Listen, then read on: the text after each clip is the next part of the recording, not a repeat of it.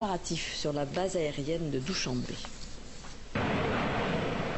Dans un bruit assourdissant, un Rafale s'élance. Un Mirage l'a précédé de quelques secondes.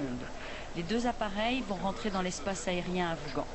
Une première mission de guerre pour cet avion de chasse. Sur la base de Douchambé au Tadjikistan, le pilote Cube, c'est son surnom, est en quelque sorte un pionnier.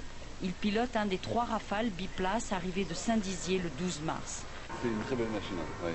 C'est impressionnant et c'est de l'électronique de partout et c'est vraiment pas mal. Et les pilotes apprécient leur bel oiseau de proie.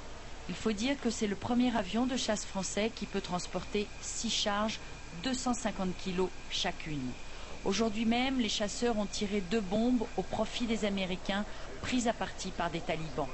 L'attaque s'est produite à l'est de Kaboul. Ce sont les troupes de l'OTAN au sol qui appellent à l'aide. Ce sont elles qui désignent la cible. Le Rafale a tiré sa bombe à guidage laser avec une précision métrique. Le tir est peut-être la façon d'agir la plus spectaculaire, mais ce n'est pas la seule façon d'agir que nous avons sur le théâtre d'opération.